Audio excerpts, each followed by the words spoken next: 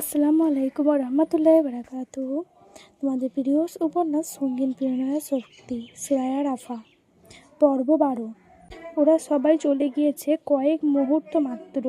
ওরু এখনও করিডোরেই দাঁড়িয়ে আছে। কৃত্তিক ওকে লক্ষ্য না করেই বাইরে গিয়ে মেন সুইচ বোর্ডটা অন করে দিয়ে আসে। সঙ্গে সঙ্গে আলোকিত হয়ে ওঠে মাঝারি সাইজের অত্যাধুনিক হলরুমের চারিপাশ। ওরু ভুরু কুচকিয়ে তো করে মনে মনে আওড়ালো, তার মানে বিদ্যুৎ অনেক আগেই এসেছে। উনি সুইচ বোর্ড অফ করে রেখেছিলেন, কিন্তু কেন? ভোর হতে না হতেই গোল্ডেন গেট ব্রিজ দিয়ে ছুটছে গাড়ির বহর। কেবল গাড়ি নয়, ফরেনার, টুরিস্ট থেকে শুরু করে স্থানীয় পথচারী সবাই গন্তব্যের উদ্দেশ্যে পা চালাচ্ছে আপন গতিতে। সান ফ্রান্সিসকোর ছোট্ট শহরতলি ছড়িয়ে মূলত শহরে পা রাখলেই কেবল মনে হয় যান্ত্রিক গাড়ি ছাড়া মানুষ পায়ে হেঁটেও পথ চলে। এছাড়া যার জায়গাটা ট্যুরিজম এরিয়া হওয়ায় সর্বক্ষণই লোকের লোকরণ্য হয়ে থাকে। ছাদ খোলা মার্সিডিজে বসে দিগ্ভ্রান্তের মতোই এদিক ওদিক তাকিয়ে মানুষ দেখছে ওরু। যেন হাজার বছর পরে এই প্রাণীকুলের দেখা পেল সে। আর এমনটা হবে নাই বা কেন? গত 1 মাস ধরে ওই নির্জন শুনশান বাড়িতে থেকে থেকে বিরক্তি ধরে গিয়েছে ওর। ঘরকুনো হওয়ার দরুন টিকতে পেরেছে বৈকি। অন্য কেউ হলে আলবাত পাগল মনে যেত। তবে ওরুও এই মুহূর্তে পাগলের মতোই উদ্ভট চাহনি ফেলে চারিদিকে ঘুরে ঘুরে দেখছে, যেন পৃথিবীর মাটিতে আজই ওর প্রথম দিন। ওরুর কাহিনী দেখে কৃত্তিক হুট করে গাড়ির বাটনে প্রেস করে ছাদটা তুলে দিল। কৃত্তিকে এমন কাণ্ডে ওরু মুখ কালো করে উপর পানে চাইল। সুন্দর ফর্সা চেহারার সাথে এঁটে থাকা তীক্ষ্ণ চোয়ালটা শক্ত হয়ে আছে বারবারের মতোই। চোখের সৌন্দর্যে সামিল হয়ে আছে কালো রঙা চৌকো বদমে চশমা, রোদ চশমাটা। রাস্তার দিকে একধ্যানে তাকিয়ে থাকা থেকে শুরু করে এক হাত দিয়ে ড্রাইভ করা প্রত্যেকটা কাজই উপচে পড়ছে নজর কাড়া অভিজাত্য আর পুরুষত্ব। এই পুরুষের প্রতি যে কেউ এক দেখায় ফিদা হতে বাধ্য, তবে তার আচরণ এমন অমানবিক কেন ভাবছে ওরু। কারণ এই বাহ্যিক সৌন্দর্যের সাথে ভেতরের মানুষটার যে কোনো রূপ মিলই খুঁজে পায় না ও। আমাকে দেখা বন্ধ কর, আমি ডিস্ট্রাক্ট হচ্ছি। তৎক্ষণাৎ চোখ নামিয়ে নিজের হাতের দিকে চাইল ওরু। সফেদ রঙা ব্যান্ডেজ হাতে নিয়েই আজ প্রথম দিন ভার্সিটিতে যাচ্ছে ও। আর এই ব্যান্ডেজ করার ক্ষতটা অন্য কারো নয়, বরং ওর পাশে মানুষটার দ্বারাই তৈরি।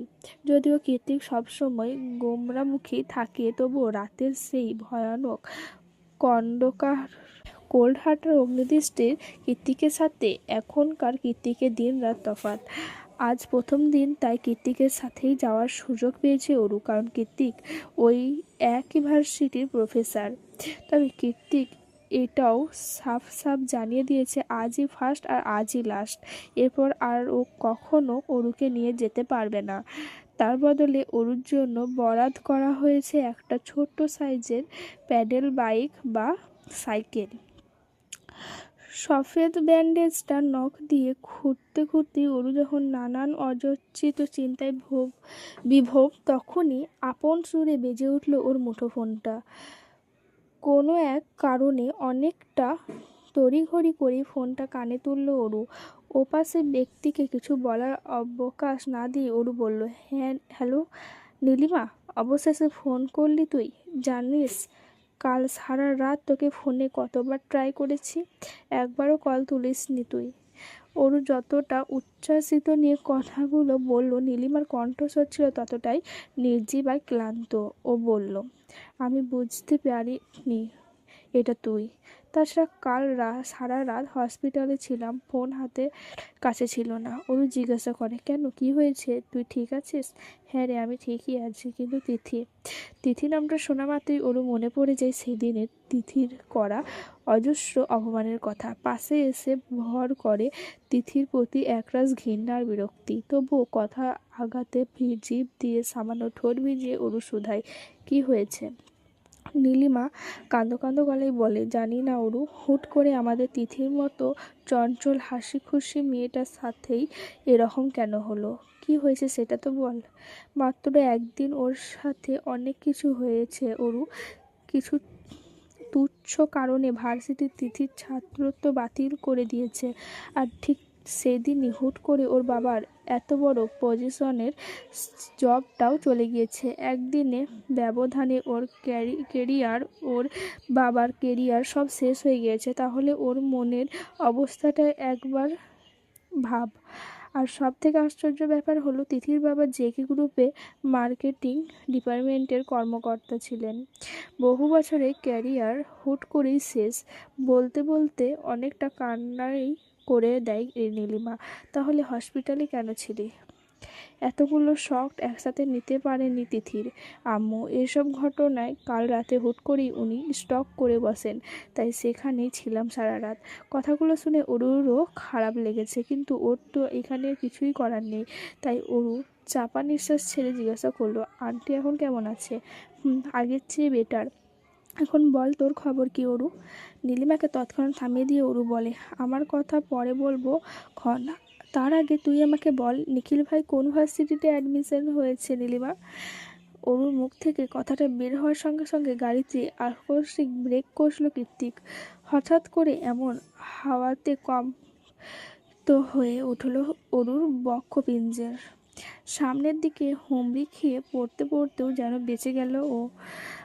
আতঙ্কে চোখ দুটো বড় বড় করে ঘুরে তাকালো কৃত্তিকের পানে। তখনও মোবাইল ফোনটা অরুর কানেই ছিল, তবে খুব বেশিক্ষণ সেটা আর কানে স্থির রইল না। অরু কিছু বুঝে ওঠার আগেই ফোনটাকে অরুর কান থেকে ছিনিয়ে নিয়ে সেটাকে সোজারে রাস্তার মাঝে ছুঁড়ে মারে কৃত্তিক।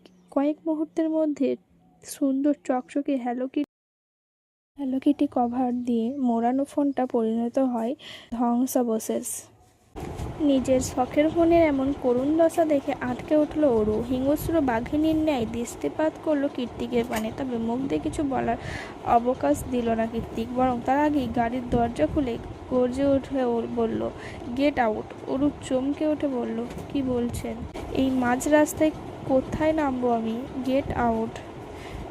কৃত্তিক একই বাক্য পুনরায় উচ্চারণ করে এক প্রকার হাত ধরে ঠেলেই মাঝ রাস্তায় নামিয়ে দিল অরুকে। তারপর ওয়ালেট থেকে একটা $100 নোট বাড়িয়ে দিয়ে বলল, সামনে বাস স্টপেজ, নেক্সট বাস সোজা ভার্সিটির সামনে গিয়ে থামবে, গো এহেড। অরু বেচারি না পারতেই টাকাটা হাতে নিল। কৃত্তিক তৎক্ষণাৎ ঠাস করে গাড়ির দরজা বন্ধ করে দিয়ে গাড়ি স্টার্ট দেয়। যাওয়ার আগে নিজের শরীরের কালো রঙের কোটটা খুলে জানলা দিয়ে ছুঁড়ে মারে অরুর মুখের ওপর। কোটটাকে উল্টে পাল্টে দেখে কৃত্তিকের গাড়ির দিকে প্রশ্নসূচক দৃষ্টি নিক্ষেপ করলো অরু। কৃত্তিক যেতে যেতে লুকিং গ্লাসে তাকিয়ে বলে, হাতে নিয়ে সঙ্গে এর মতো দাঁড়িয়ে থাকার জন্য দিনই গায়ে পড়তে দিয়েছি, ব্যাস এইটুকুই। তারপর সাঁই সাঁই করে হাজারো অচেনা গাড়ির ভিড়ে হারিয়ে গেল একমাত্র চেনা মার্সিডিজটা। অজ্ঞাত অরু ভাবলেশহীন চোখে সেদিকে তাকিয়ে রয়ে খানিকক্ষণ। মাথায় তখন একই প্রশ্ন খেলে গেল ওর, কৃত্তিক কি আদৌ মানুষের কাতারে পড়ে? মনের মাঝে একরাশ হতাশ আর কষ্ট নিয়ে কোনো মতে ভার্সিটিতে এসেছে অরু। সিট নিরাপক হিসেবে গায়ে জড়িয়ে রেখেছে কৃত্তিকের ব্র্যান্ডেড ব্ল্যাক কোট। গেট দিয়ে ক্যাম্পাসে ঢুকতে ঢুকতে অরু ভাবছে, এভাবে ভেঙে পড়লে চলবে না, যত যাই হোক পড়াশোনা চালিয়ে যেতেই হবে তাকে। তবে সে ভাবনার বেশি দূর এগোতে পারল না। নিজেকে নিজেই মোটিভেশন দিতে দিতে কখন যে হাজারো অচেনা অপরিচিত মুখের ভিড়ে কাঙ্ক্ষিত পরিচিত শ্যামপুরুষের মুখখানা চোখের সামনে চলে এলো, সে কথা ঠাহরও করতে পারল না অরু। ঠিক আগের মতোই ক্যাম্পাসের প্রশস্ত সিঁড়ির আসন পেতে কানে হেডফোন দিয়ে বই পড়ছে সে। হঠাৎ করে কি জানি কি হয়ে গেল, ছলাৎ ছলাৎ ঢেউ তুলে জোয়ার আসার মতোই বানভাসি হলো মনের নদী। মুখে থেকে অজান্তে বেরিয়ে এলো খুব পরিচিত সেই চেনা নাম, নিখিল ভাই। চারিদিকে কে আছে কে নেই কিছুই আর চোখে পড়ল না ওর, বরং নিষ্পলক হয়ে দ্রুত পায়ে এগিয়ে যেতে লাগলো সেই চেনা মুখের মানুষটির দিকে। তবে পুরোপুরি কাছে যাওয়ার হলো না। তার আগে নিখিলের কাছে পৌঁছে গেল ভিনদেশি দুজন সুন্দরী আগন্তুক রমণী। কয়েক মুহূর্তের মধ্যেই তাদের সাথে হাসি ঠাট্টায় মাতোয়ারা হয়ে উঠলেন নিখিল। তাই অরু আর সেদিকে পা বাড়ালো না, সাহস হলো না। বরং দূর থেকেই নিখিলের হাস্যোজ্জ্বল মুখের পানে চেয়ে শুধালো, আপনি ভালো আছেন নিখিল ভাই? অরুর থেকে কয়েক মিটার দূরত্বে দাঁড়িয়ে এই পুরো ব্যাপারটা দুহাত মুঠিবদ্ধ করে স্ক্যান করে নিল আরেকজন। তবে সেটা অন্য কেউ নয়, অরুর ভীষণভাবে আসক্ত এক ছন্নছাড়া পুরুষ, মিস্টার জায়ান্ট কৃত্তিক চৌধুরী। অরু বাসে আসলেও অরুর পরই ভার্সিটিতে প্রবেশ করেছে কৃত্তিক, কারণ ও গাড়ি নিয়ে বাসের পেছন পেছনই এসেছে। তারপর ক্যাম্পাসে ঢুকতেই এই কাহিনী। তবে আশ্চর্যের বিষয় হলো এই মুহূর্তে কৃত্তিকের চোখে মুখে কোনো গভীরতার লেশমাত্র নেই, বরং ঠোঁটের কোণে আটকে আছে একটা রহস্যজনক কপাট বাঁকা হাসি। কপাট হাসিটা ধরে রেখে কৃত্তিকের অস্ফুটে বলে, আমার বোকা পাখি, সত্যিটা জানলে কতই না কষ্ট হবে তোর জান, but I am okay with that, cause তুই শুধু আমার।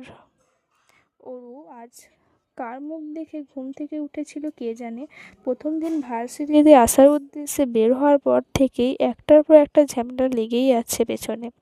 প্রথমে কৃত্তিকের মতো বদমেজাজি লোকের সাথে বের হতে হলো, অতঃপর রাস্তার বিশাল অঘটন, একটু আগে নিখিল ভাইয়ের সাথে দেখা হয়েও হলো না, এখন ক্লাস থেকে বের করে দিল কৃত্তিক ওকে। এখন অবশ্য দোষটা কৃত্তিকের নয়, অরুরই বেশি ছিল। ক্লাসের মধ্যে বাইরে উকিঝুঁকি দিয়ে নিখিল ভাইকে খুঁজতে গিয়েই বেজেছে বিপত্তি। ওরা ক্লাসে সবার সামনে কৃত্তিক এক রাম ধমক দিয়ে ক্লাস থেকে বের করে দিয়েছে অরুকে। কিন্তু অরু এটা ভেবে পায় না বাংলা ডিপার্টমেন্ট থেকে এসে ইকোনমিক্স কে নেয়, কেনই বা কৃত্তিক বেছে বেছে এই বিদঘুটে সাবজেক্টটায় ভর্তি করলো ওকে। এটা ইন্টারন্যাশনাল ইউনিভার্সিটি, ফরেনার স্টুডেন্টদের অভাব নেই এখানে, সেই সাথে সাবজেক্টেরও। তাহলে ইকোনমিক্সই কেন? এখন তো 3 দিন অন্তর অন্তর মাইক্রো ইকোনমিক্স ক্লাসে কৃত্তিকের মুখোমুখি হতে হবে, সাথে হাজারটা ফ্রি অপমান তো আছেই। ক্লাসের বিপরীত করিডরের মাঝখানে উঁচু থেকে সরু করে সবুজ ঘাস অবধি বিছানো সিঁড়িতে বসে বসে অরুর মনের সাথে মস্তিষ্ক যখন বিশাল দ্বন্দ্বে লিপ্ত, ঠিক তখনই ল্যাপটপ ব্যাগ হাতে আগমন ঘটে নিখিলের। অরোরা না? পরিচিত কণ্ঠস্বর শুনে হকচকিয়ে পেছনে চাইল অরু। দেখল গালের মাঝে টোল পড়া হাসি মুখ নিয়ে দাঁড়িয়ে আছে নিখিল ভাই। এত দূর এসে বিদেশের মাটিতে নিখিল ভাইকে দেখতে পেয়ে অরুর ভীষণ আনন্দ হলো। ও বসা থেকে উঠে দাঁড়িয়ে 2-1 কদম এগিয়ে গেল নিখিলের কাছে। তবে আগ বাড়িয়ে কথা বলতে পারল না, আগের মতোই জড়তারেই গেল। এবার নিখিলই প্রশ্ন করলো প্রথমে, ওরা তুমি হঠাৎ এখানে? জানো, ওই যে দেখেছো 3 তলায় ল্যাব, ওখান থেকে তোমাকে দেখেই ছুটে এসেছি আমি। বারবার মনে হচ্ছিল আমি ঠিক দেখেছি তো। মাত্রাতিরিক্ত খুশিতে অরুর কথা জড়িয়ে যাচ্ছে, তবুও খানিকটা কষ্ট করে মিনমিনিয়ে জবাব দিল, জি আমি এখানে ইকোনমিক্স ডিপার্টমেন্ট ফার্স্ট ইয়ার। সঙ্গে সঙ্গে আবারও প্রশ্ন করে নিখিল, আচ্ছা অরুণা, তিথি কেমন আছে? ওর ফোন কেন বন্ধ বলতে পারবে? তিথিকে নিয়ে নিখিলের এত বেশি কৌতূহল আর উদ্বেগ দেখে ফাটা বেলুনের মতোই চুপসে গেল অরুর হাস্যোজ্জ্বল মুখটা। অন্যদিকে ক্লাসের বিশাল ঠায় লাগানো জানালার ফাঁক দিয়ে এক পলক ওদের দিকে চাইল কৃত্তিক, অতঃপর অর্ণবকে কল করে নরম সুরে, একদম সফট টন যাকে বলে, সেভাই বলে, আমাদের ভার্সিটির সিসিটিভি কন্ট্রোল সিস্টেমটা হ্যাক করতে হবে দোস্ত। বেশি না, অনলি ফর 5 মিনিটস। তিথির সম্বন্ধে কথা বলতে মোটেই আগ্রহ হয়নি অরু। কেন যেন ভেতর থেকে আসছে না কোনো কথা। কি বলবে তাহলে ও? কিন্তু নিখিল দ্বিতীয়বার আবারও একই প্রশ্ন করলো ওকে। কি হলো অরোরা, জানো তিথির সম্বন্ধে কিছু? অরু মন বলছে, আমি এত দূর কীভাবে আসলাম, কেন আসলাম, সেসব কথা আপনার একটাবারও জানতে ইচ্ছা করলো না নিখিল ভাই। তাছাড়া আপনি হঠাৎ তিথিকে নিয়েই বা কেন এত আগ্রহী? হ্যালো অরোরা, কি ভাবছো এত? নিখিল হাত নাড়িয়ে ইশারা করতেই সমৃত ফিরে পেল ওর। এদিকে ওদিকে মাথা নাড়িয়ে কিছু একটা বলতে যাবে, তার আগেই ফোন চলে আসে নিখিলের। ওপাশ থেকে কি বলল কে জানে। নিখিল আর এক মুহূর্তের জন্য দাঁড়ালো না ওখানে, বরং দ্রুত পায়ে ছুটে গেল 3তলার ল্যাব রুমের উদ্দেশ্যে। অযাচিত ওরু পেছন থেকেই প্রশ্ন ছুড়ল, কি হয়েছে নিখিল ভাই? Anything wrong? নিখিল যেতে যেতে জবাব দিল, সামহাউ কেমিক্যাল পড়ে গিয়ে আমার সব রিসার্চ রিপোর্টগুলো পুড়ে গিয়েছে। এমন দুর্ঘটনার কথা শুনে অজান্তে মুখে হাত চলে গেল অরুর। বিড়বিড়িয়ে নিজেই নিজেকে প্রশ্ন ছুড়ল, আজ হচ্ছেটা কি এসব? ক্লাস শেষে অরুকে এভাবে হয়ে দাঁড়িয়ে থাকতে দেখে ওর কাছে এগিয়ে এসে হাস্যোজ্জ্বল শ্যামবর্ণের মোটা ফ্রেমের চশমা পরিহিত একটি মেয়ে কারো উপস্থিতি টের পেয়ে অরু পেছনে চাইলে মেয়েটা হাত বাড়িয়ে বলে, hello, I am Saini Mukherjee, I am from India. দূর দেশে হাজারো সাদা চামড়াওয়ালা বিদেশি মানুষের ভিড়ে প্রতিবেশী দেশের কাউকে দেখতে পাওয়াটা পাশের বাড়ির প্রতিবেশীর মুখ দেখতে পাওয়ার মতোই অনেকটা। অরুরও সে রকমই ঠেকলো। ও জলদি সাইনির হাতে হাত মিলিয়ে বলল, আমি Aurora Sheikh, I mean Aru. Aru Aru how sweet. তারপর আঙুল দিয়ে ইশারা করে সাইনি বলে, চলো ক্যান্টিনে যাই, তোমাকে ভার্সিটি ক্যান্টিনের সবচেয়ে বেস্ট খাবারটা টেস্ট করাবো আজ, লেটস গো। অরু সমহিনী হাসি দিয়ে বলল, আচ্ছা চলো। নরম ঘাসের আস্তর মারিয়ে পায়ে পায়ে এগিয়ে যাচ্ছে ওরা দুজন। যেতে যেতে সাইনি শুধায়, আচ্ছা আজ জেকে স্যার তোমাকে ওভাবে বকলো কেন বলো তো? উনি সাধারণত কারোর সাথেই অনপ্রফেশনাল আচরণ করে না, অ্যাটলিস্ট আমি তো দেখিনি। অরু ঠোঁট উল্টে বলল, কি জানি, তবে মনে মনে বলল, তোমার জেকে স্যারের বকুনি খেয়ে আমার অভ্যেস আছে। সাইনি প্রতি উত্তর উৎকণ্ঠটা নিয়ে বলল, জানো JK sir is a very good rider. ভার্সিটিতে তাকে যতটা কুল লাগে বাইক রাইডার, জেকে স্যারকে ঠিক ততটা ডেসপারেট আর ডেসিং মনে হয়, যেন আস্ত একটা চকোলেট বয়। ওরও জানতো যে কৃতিক একজন রাইডার, তবে সেটা মনিটরের ভিডিও গেমে, কিন্তু বাস্তবেও যে কৃতিক বাইক রাইডিং করে সেটা ও আজানেই ছিল। তাই চিকিতে বলে, কি বলছো তুমি, আমি তো জানতাম না। সাইনি হাত দিয়ে মাছি তাড়ানোর মতো করে বলল, আরে তুমি কি করে জানবে, নতুন এসেছো না, দাঁড়াও আমার কাছে টিকিট আছে। এই বলে ব্যাগ থেকে 2টা টিকিট বের করে একটা অরুর হাতে ধরিয়ে দিয়ে সাইনি বলল, আগামীকাল ভার্সিটির 100 ইয়ার্স সেরিমনি, তাই কোনো ক্লাস নেই, সারা দিন কোনো না কোনো প্রোগ্রাম হবে, তারপরের দিনই জেকে স্যারের রাইডিং ম্যাচ। টিকিটটা রাখো, আমি তোমাকে সাথে করে নিয়ে যাব, কেমন? ওরু হ্যাঁ না কিছুই বলল না। সাইনি বলার অপেক্ষাও করলো না, অনেকটা অধিকার খাটিয়ে ও ব্যাগে টিকিটটা ঢুকিয়ে দিল। এদেশে সন্ধ্যা হওয়ার জন্য খুব বেশি সময়ের প্রয়োজন পড়ে না, বিকেলে 4টার পরে এমনিতেই সূর্যের হদিশ পাওয়া বাহুল্য। আধারের কালচে আস্তরণে গোধূলির মরা রোদটুকু ঢেকে গিয়ে বহু আগেই আবছা আঁধারের মাঝেই ভার্সিটির গেট দিয়ে ধীরগতিতে বের হচ্ছে অরু। ওদিকে গেটের বাইরে গাড়িতে হেলান দিয়ে সটান দাঁড়িয়ে আছে কৃত্তিক। আপাতত ঘড়ির দিকে তাকিয়ে অরুর গতিবেগ গণনা করাটাই ওর মক্ষম কাজ মনে হচ্ছে। অরু যখন একদম সামনে এসে দাঁড়ায় ঠিক তখনই ঘড়ি থেকে চোখ সরিয়ে কৃত্তিক বলল, হোয়াই সো লেট? অরু জবাব দেয় না, উল্টে অবিশ্বাসের নজরে কৃত্তিকের মুখশ্রী পরখ করে মনে মনে বলে, আই গো মোরা।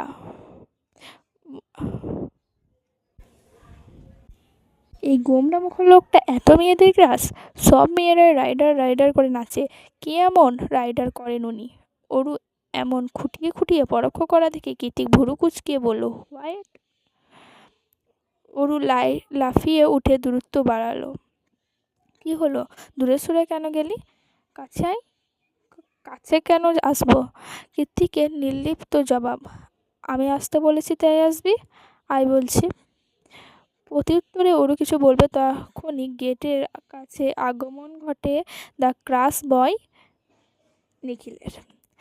হাতে সাইকেল নিয়ে দাঁড়িয়ে আছে সে। অরুকে দেখা মাত্রই নিখিল আন্তরিক হেসে বলল, আরে অরোরা, বাসায় যাবে নাকি? চলো, তোমায় এগিয়ে দিচ্ছি আমি। অরু তো খুশিতে বাক্যরুদ্ধ, এ যেন মেঘনা চাইতেই জল। ও কৃত্তিকের মুখের দিকে তাকিয়ে মুখ কাচুমাচু করে বলল, ইয়ে ভাইয়া, আসলে কি? তীরের ছেলার মতো একটা ভুরু উঁচিয়ে শব্দটা উচ্চারণ করে কৃত্তিক। অরু বলতে ভয় পাচ্ছে কৃত্তিককে, তবে এই মুহূর্তে নিখিলের সাথে বাড়ি যাওয়ার মতো এত বড় সুযোগটাও হাতছাড়া করতে চাইছে না মোটেই। তাই বুকের মাঝে অনেকটা সাহস জুগিয়ে বলল, আমি নিখিল ভাইয়ের সাথে যেতে চাই। Yeah sure. একেবারে এক বলে ছক্কা হারানোর মতোই ভেতরটা ইয়াহু বলে চেঁচিয়ে উঠল অরুর। খুশিতে এখানেই লাফাতে ইচ্ছা হচ্ছিল ওর, কিন্তু সেটা বড্ড বেমানান দেখায়। তাই চুপচাপ গিয়ে সাইকেলের পেছনে উঠে পড়ল।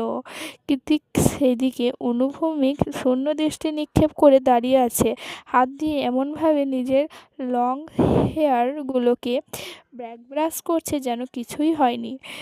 Everything is all right.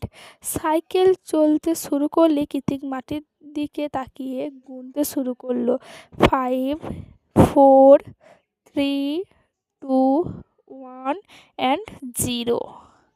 সঙ্গে সঙ্গে রাস্তার মাঝখানে ঝনঝন করে কিছু একটা পড়ার শব্দ হলো। তৎক্ষণাৎ ওর ঠোঁট খেলে গেল অদ্ভুত সেই করুণ হাসি। হুট করেই সাইকেলের টায়ার কিকের পাংচার হয়ে গেল বুঝতে উঠতে পারল না নিখিল। অবশ্য এই মুহূর্তে সে বোঝার মতো অবস্থাতেও নেই, হাত পা ছিলে ছুঁড়ে যা তা অবস্থা হয়ে গিয়েছে। অরু নিজেও অনেকটা ব্যথা পেয়েছে। কৃতিক দ্রুত এগিয়ে এসে ব্যস্ত ভঙ্গিতে শুধালো, are you okay right mister Nikhil? প্রত্যুত্তরে নিখিল আদৌ জবাব দিল কি না দেয়নি তার জন্য এক মুহূর্ত ও অপেক্ষা না করে কৃতিক দ্রুত অরুকে কোলে তুলে নিয়ে যেতে যেতে বলে, ওকে বাই দেন। অরুকে কোলে তুলতেই অরু অবাক হয়ে জোরে জোরে বলল, আরে আরে নিখিল ভাই পড়ে আছে আর আপনি আমাকে নিয়ে চলে যাচ্ছেন? কৃতিক হাঁটতে হাঁটতে জবাব দেয়, হ্যাঁ, কারণ আমি তোর নিখিল ভাইয়ের প্রতি একটুও ইন্টারেস্টেড না। আমি যার প্রতি ইন্টারেস্টেড তাকে সাথে করেই নিয়ে যাচ্ছি। কি বলছেন, কার প্রতি আগ্রহী? কৃতিক দু হাতে আগলে রাখা অরুর দিকে তাকিয়ে কটমটিয়ে বলল, বিলিভ মি অরু, তুই আর একটাও বাড়তি কথা বললে আমি তোকে এখানেই ফেলে চলে যাব। আর তুই ভালো করেই জানিস আমি যেটা বলি সেটাই করে ছাড়ি, কারণ তোর পেছনে ওয়েস্ট করার মতো বেহুদা টাইম আমার নেই। সো মুখে ফুল স্টপ টান। কৃতিকের কথার পাছে অরু আর কথা বাড়ানোর সাহস পায় না। মুখের দাড়ি কমা ফুল স্টপ সব কিছু টেনে দিয়ে মাথায় এলিয়ে পড়ে থাকে কৃতিকের প্রস্তুত বাহুদরে। ফকফকে পরিষ্কার আকাশ আর রৌদ্রোজ্জ্বল দিনের আগমনী বার্তা নিয়ে সূচনা হয়েছে আরও একটি সুন্দর সকালের। আজকের আবহাওয়াটা প্রাণ জোড়ানোর মতোই সুন্দর। চারিদিকে তাকালে কেমন মন ভালো হয়ে যায়। কুসুম গরম সূর্যকিরণ আর ভেতরের বাতাস গায়ে মাখতে আজ বহুদিন বাদে ফ্রন্ট এরিয়াতে বেঞ্চিতে এসে বসেছে কৃত্তিক। দু হাতে মুঠিবদ্ধ হয়ে আছে কফির কাপ আর আইপ্যাড।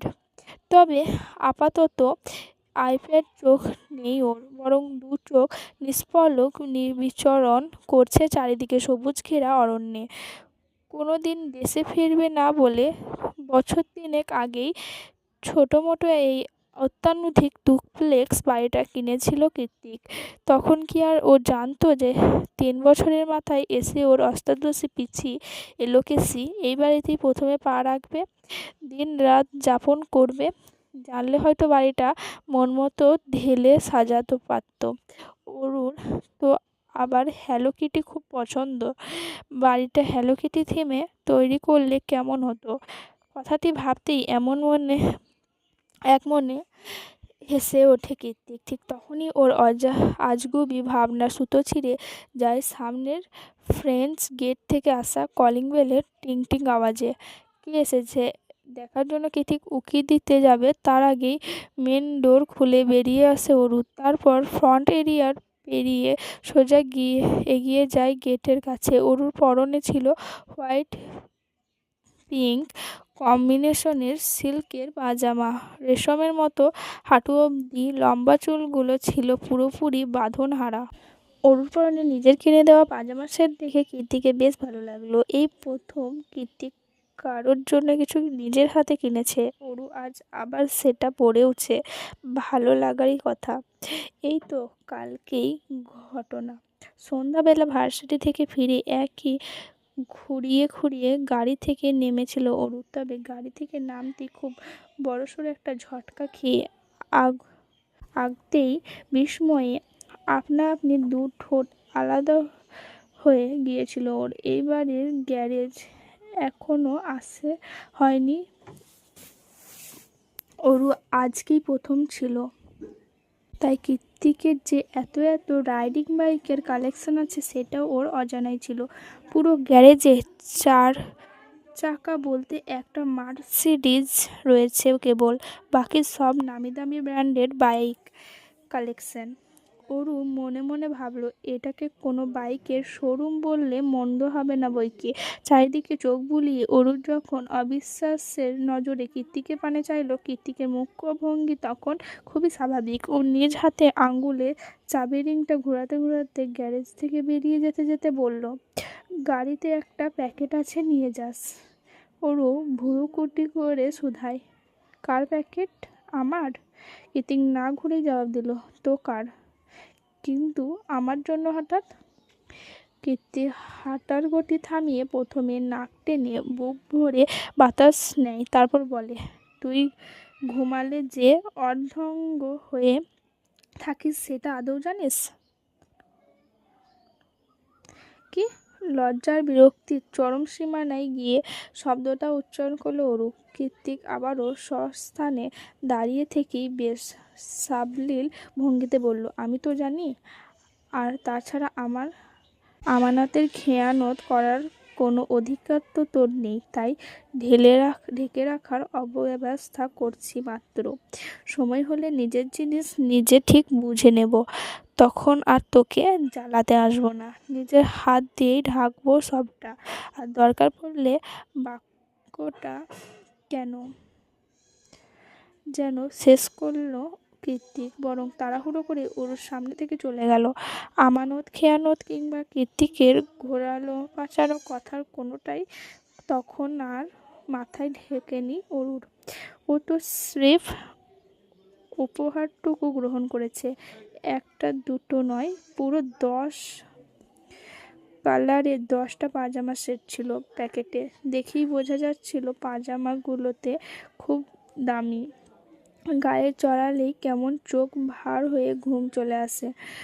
কালকের কথা আজও মনে করে মুখের কোণে আঙুল ঠেকিয়ে ঠোঁটে কামড়ে এক মনে হাসছে কৃত্তিক। আশ্চর্য, মনে মনে ভাবছে, সত্যি যদি দিশেহারা হয়ে কাল কিছু করে বসতাম, অধিকার খাটাতে গিয়ে দূরত্বের প্রাচীর ভেঙে ফেলতাম, তাহলে কি খুব বেশি বাড়াবাড়ি হয়ে যেত? ওদিকে অরু নিজের কোলের মধ্যে ছোট্ট বিড়ালছানা দোরাকে নিয়ে এগিয়ে গিয়ে গেট খুলেই চোখের সামনে ভেসে উঠল চেনা পরিচিত সেই সুদর্শন মুখখানা। তবে এই মুখটা অরুর থেকে বেশি অনুর পরিচিত। অরু এক পলকে ওপর থেকে নিচ পরখ করে নিলে তার একগুচ্ছ শুভ্র রাঙা টিউলিপ হাতে নিয়ে ফর্মাল গেট আপে দাঁড়িয়ে আছে প্রত্যয়। চোখে অপরিবর্তিত চিকন ফ্রেমের চশমা, দেখে তো মনে হয় পাওয়ার আছে। প্রায় কয়েক মিনিট বিনা বাক্যে অতিবাহিত হয়ে যায়, তবুও অরুর ধ্যান ভাঙল না। তাই অরুর দিবাস্বপ্নে বাস্তবে ফিরিয়ে আনতে হাত নাড়িয়ে ডেকে উঠল প্রত্যয়, হ্যালো। তৎক্ষণাৎ ধ্যান ভেঙে গেল অরুর। সচকিত হয়ে বলল, হ্যাঁ, আপার কাছে এসেছেন তাই না? আপা বাসাতেই আছে, আসুন আসুন। প্রত্যয় গেট দিয়ে ভেতরে যেতে যেতে বলল, অ্যাকচুয়ালি আমি অনুর কাছে নয়, কৃতিক ভাইয়ের কাছে এসেছি। কিছু ফাইলের আর্জেন্ট সিগনেচার লাগতো। ওই তো ভাই। হাত কয়েক দূরে কালো রঙা বেঞ্চিতে আঙুল উঁচিয়ে দেখালো প্রত্যয়। তারপর অরুকে রেখেই এগিয়ে গেল সেদিকে। অন্যদিকে অরু দৌড়ে গিয়ে অনুকে বাইরে নিয়ে এলো। অরুর টানাটানিতে অনেকটা হন্তদন্ত হয়ে বেরিয়ে এলো অনু। একটা লং কুর্তি আর লেগিংস পরিহিত অনু তাকিয়ে আছে প্রত্যয়ের পানে। ওদিকে কাজের ফাঁকে প্রত্যয়ও চোখে চোখ সরিয়ে ঘুমো অনুর মায়াবী মুখশ্রীর থেকে। অরু টানাটানি করছে দেখে অনু বিরক্ত হয়ে বলল, উফ, ছাড় না অরু। কৃতিক ভাইয়া বসে আছে, তার সামনে তুই যদি এমন বাচ্চামো করিস, কি বলবে বলতো? আরে কিছু বলবে না, আয় তো তুই। অরুর এক হাতে তখনও ঘাপটি মেয়ে বসে আছে বিড়ালের বাচ্চা দোরা। অনু সামনে এগোতে এগোতে ভাবছে সেদিন রাতের কথা। সেদিন বৃষ্টির অজুহাতটা তো নিশ্চয়ই বাহানা ছিল, কারণ সেদিন হসপিটাল থেকে বের হতেই দেখা মেলে ছাতা হাতে দাঁড়িয়ে থাকা প্রত্যয়কে দেখে অবাকের চরম সীমানায় গিয়ে অনু তখন শুধালো, আপনি এখানে? প্রত্যয় মৃদু হেসে জবাব দিয়েছিল, আপনার জন্যই দাঁড়িয়ে আছি। আর তারপর বৃষ্টি ভেজা মনমুগ্ধকর একটা সিম্পল কফি ডেট। একজন আরেকজনের পরিচিত তো দূরে থাক, নামটুকু পর্যন্ত জানতো না, তবুও মন গহীনে কোথাও ঘন্টি বেজেছিল দুজনারই। অনুর মনে হয়েছিল যে মানুষটা এতবার করে সাহায্য করেছে, তার সাথে এক কাপ কফি তো পান করাই যায়, পরিচয় দিয়ে কে আসে যায়। তবে আজ এই মুহূর্তে প্রত্যয়ের কর্মকাণ্ড দেখে মনে হচ্ছে সে পরিচয় দিতেই একেবারে আটঘাট বেঁধে সকাল সকাল বাড়ি বেয়ে এসেছে। বাড়ির ফ্রন্ট এরিয়াটা নরম সবুজ ঘাস আর বিভিন্ন সৌন্দর্য অর্ধক গাছগাছালি দিয়ে ভরা। সেই গাছের ফোকর গলিয়ে আলো ছড়াচ্ছে একটু একটু সূর্য কিরণ, আর সেই আলো ছড়ার মাঝে মুখোমুখি হয়ে দাঁড়িয়ে আছে প্রত্যয়ের অনুর পেছনে অরু আর দোরা। অন্যদিকে ওদের থেকে খানিকটা দূরে এখনো আইপ্যাডে খুব মনোযোগী দিয়ে কিছু একটা করছে কৃতিক। প্রত্যয় নিজের হাতে থাকা টিউলিপ গুচ্ছ এগিয়ে দিয়ে বলল, শুভ সকাল মিসেস অনন্যা শেখ, আমি Pratyay Ehsan, CFO of JK group. Aru হকচকি অনুর দিকে এগিয়ে এসে মিনমিনিয়ে বলল, আপা, উনি প্রত্যয় এহসান, উনি মনে হয় আমাদের জন্য ভিসা টিকিটের সব ব্যবস্থা করেছিলেন। প্রত্যয় চোখ সরিয়ে অরুর দিকে তাকিয়ে বলল, হ্যাঁ, ঠিক বলেছো তুমি। অনু কথা ঘুরিয়ে বলল, তাহলে আপনি আমাকে চিনতেন তাই তো? প্রত্যয় মৃদু হেসে জানায়, কিছুটা। অনু সহসা হেসে টিউলিপ ফুলগুলোকে গ্রহণ করে বলে, ধন্যবাদ, ওয়েলকাম। প্রত্যয়ের ঘোর লাগানো চোখ দুটো ছিল তখনও অনুর নিষ্প্রভ চোখে নিবদ্ধ। ওদিকে কৃতিকের চোখ দুটো অরুর চোখে একই ঘোর, একই কামুকতা। কৃতিকের চোখে খানিকটা বেশি হবে। কৃতিকের সেই ঘোর লাগানো চোখে চোখ পড়তেই কেঁপে উঠল অরু। হুট করেই কেন যেন শরীরের প্রত্যেকটা লোমকূপ দাঁড়িয়ে গেল। সেই সাথে তলপেটের মধ্যে অনুভব হলো অজানা এক গুড়গুড়নি। এটা মোটেই খিদের পূর্বাভাস নয়। তাহলে এটা কেন অনুভূতি? আগে তো কখনো হয়নি এমন। সামান্য চাহনিতেও কারো এত জোর থাকে? চোখের চাউনি দিয়ে পুরো ঝড় বইয়ে তুলকালাম বাঁধিয়ে দিয়েছে শরীরের রন্ধ্রে রন্ধ্রে। তবুও সবার গতানুগতিক উপেক্ষা করে গেল অরু। পেছন থেকে অনুদের চোখে চোখ কথা আদান প্রদানের মাঝে বাম হাত ঢুকিয়ে দিয়ে অরু বলে ওঠে, এই আপা, অনেক তো হয়েছে তোদের আলাপ পরিচয়। এখন চল, খিদে পেয়েছে। আমাকে আবার খেয়ে ভার্সিটি যেতে হবে। তাছাড়া তুই তো হসপিটালে মায়ের কাছে যাবি। অরুর কথা সমৃদ্ধ ফিরে পেল অনু। সেই সাথে অজানা আর একরাশ লজ্জারা প্রজাপতির ন্যায় ঘিরে ধরল ওকে। ও তাড়াহুড়ো করে ভেতরে যেতে যেতে বলল, খাবার দিচ্ছি, দ্রুত আয়। পরিবেশটা থমথমে আর অস্বাভাবিক। প্রত্যয়ের নিজেরও কেমন লজ্জা লজ্জা পাচ্ছে। তাই পরিস্থিতি স্বাভাবিক করতে অরুর কোলে ঝিমুতে থাকা ডোরাকে দেখিয়ে বলল, বিড়াল কোথায় পেলে? না মানে, আগে তো ছিল না। অরুর ডোরার মাথায় আদুরে হাত বুলিয়ে বলে, কাল রাতে ব্যাগ এরিয়াতে কুড়িয়ে পেয়েছি। ঠান্ডায় কাঁপছিল, তারপর ঘরে নিয়ে এসেছি। আর তারপর? প্রত্যয় জিজ্ঞাসা হয়ে শুধালো, তারপর? অরু কৃত্তিকের দিকে দাঁত কটমুটিয়ে তাকিয়ে বলল, কিছু না। By the way, nice cat. Aru প্রত্যয়ের কথায় বাদ সেধে বলে, ও ক্যাট না, ও আমার বাচ্চা ডোরা। মাথা খারাপ? আমি কেন বিড়ালের বাচ্চা জন্ম দিতে যাব? পেছন থেকে ভেসে আসা কীর্তিকে অযাচিত বাক্যে অরু প্রত্যয় দুজনই বোকা বেনে গেল। অরু মুখে ভেঙচি কেটে মিনমিনিয়ে বলল, আপনার বাচ্চা কেউ বলবেও না। ভালোবাসার দরদ বলতে কিছু আছে নাকি হৃদয়ে?